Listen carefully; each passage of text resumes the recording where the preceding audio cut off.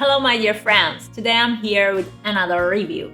Well, we all know to have the very different devices or maybe some very high-end devices in photography is important, is good, but it's not always necessary.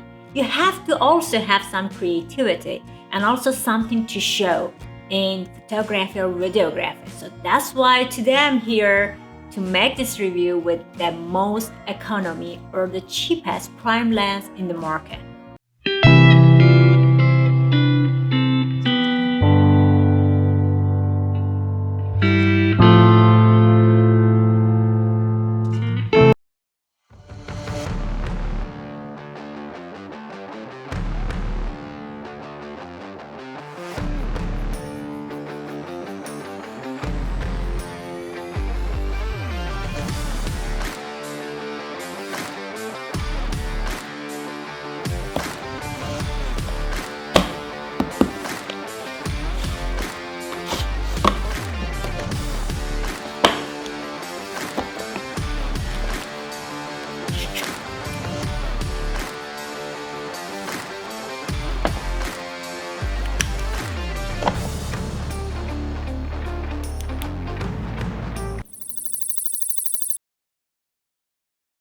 Well, I'm talking about this little buddy. This is 7ARTISANS 35mm lens f1.2.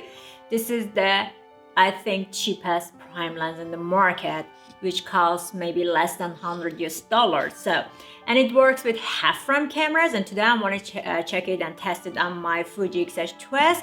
And in order to give some ideas to myself and also to you, I'm gonna try it and maybe make this comparison between this lens and my Viltrox 33mm. So I'm gonna go out and make the photography and videography with this small and prime lens and to see how it works.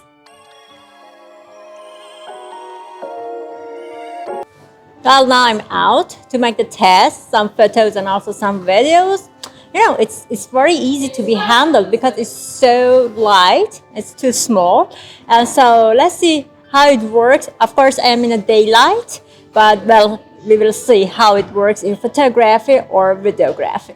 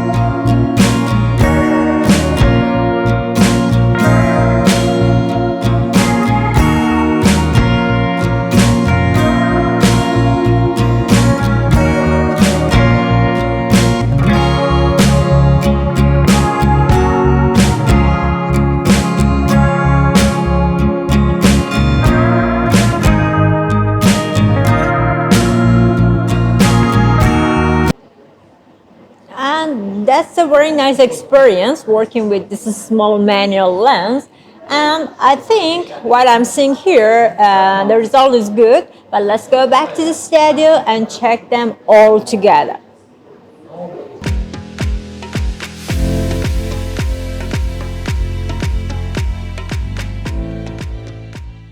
Well, we saw the result about this little body.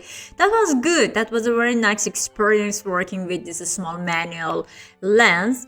And I believe, especially in videography, was doing very well because it had a kind of vintage and cinematic touch inside it.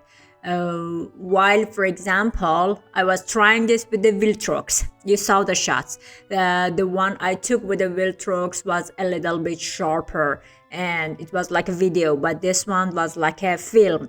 So this is very practical lens with this price. Imagine under $100 for those who wants to make maybe short films or documentary, or they want to grab their video, going to the streets, making some live videos.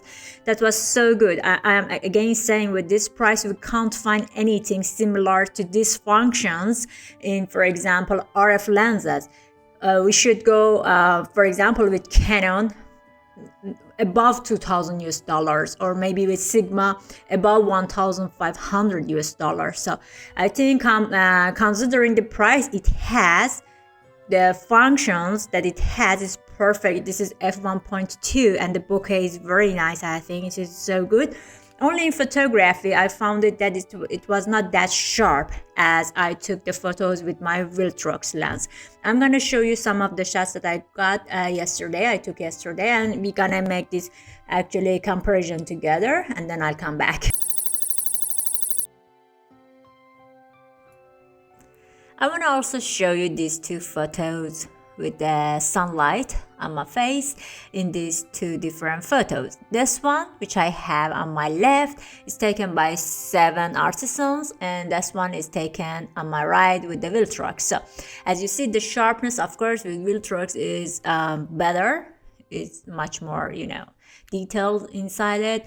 But with this one, the touching and the feeling of the photo is like more vintage style or cinematic style maybe. Let's zooming in on both. Well, the smoothness with this lens is, with 7ARTISANS is too much. But still, I think it has a good feeling. But with the Viltrox, you see the sharpness and the details much better. So it all depends on your taste, which one you go for it. Okay, these are two shots that I wanted to show you.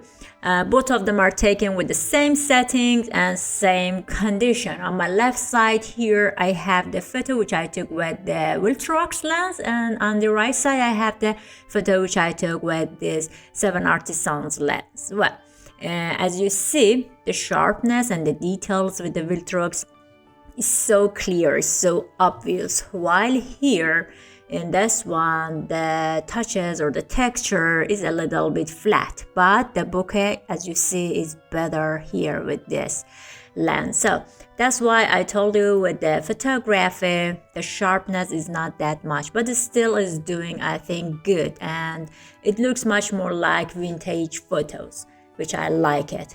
But here with the Viltrox, the details, the sharpness, everything is there. Look at this shot.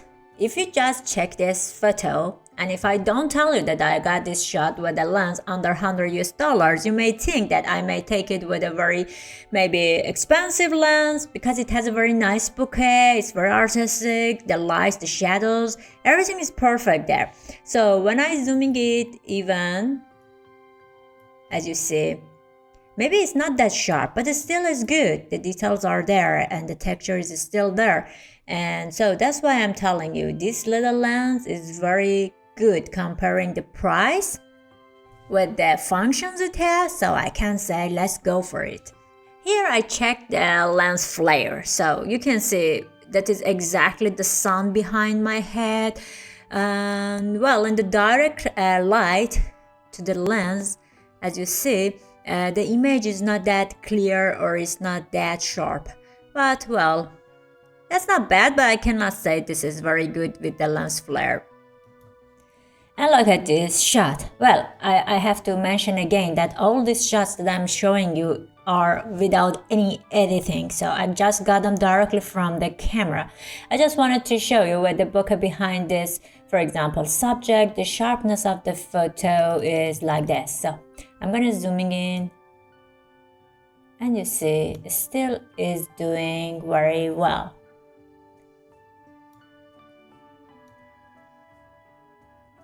And the last word, I highly recommend to go for this lens. Get it and enjoy the videography or photography in vintage style or cinematic style with this nice and small lens. This is the, I think, most affordable prime lens that you can find it in the market in compared to the functions it has. So I think it's doing very well. I really enjoy it and it is very light. You just have to grab it, put it in your bag and go to the street and make very nice, I think, videos or even photos with it. So that was the, I think, nice experience also for me and also for yourself. If you like this video, please subscribe to my channel and encourage me for more videos like this. Until my next video, see you later.